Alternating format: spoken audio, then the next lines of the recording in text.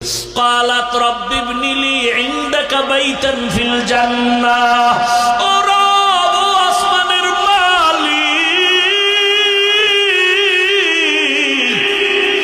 বিদায় বেলা আমার একটি দাবি এত বড় বেঈমানের ঘরে থাকিও আমার ঘুম হয় না খানা দেয় না বিছানা দেয় না তোমাকে পাওয়ার জন্য সব ছেড়ে দিয়েছি আরামের বিছনা ছাড়লাম খানা ছেড়ে দিলাম ও আল্লাহ তোমার কাছে বিদায় বেলা একটা দাবি জান্নাতে তোমার পাশে একটা ঘর বানাইয়া দাও আসিয়া কান্না করে এবার ফাঁসির মঞ্চে যাবে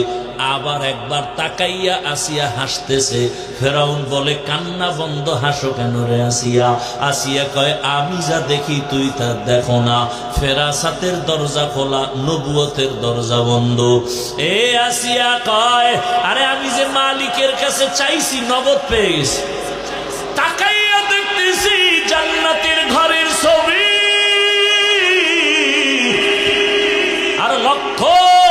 লক্ষ ফেরেশতা অপেক্ষা করে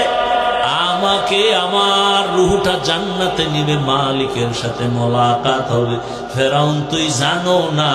এই মজা তুই বুঝবি না তাড়াতাড়ি আমার ফাঁসি দেও মরণের পর্দাটা পার হলে আমার মালিকের আমি পেয়ে যাব এত বড় বেঈমান ফিরআউন ঘরে থাকিয়া কেমনে আমার মাওলারে রাজি করলেন সূত্র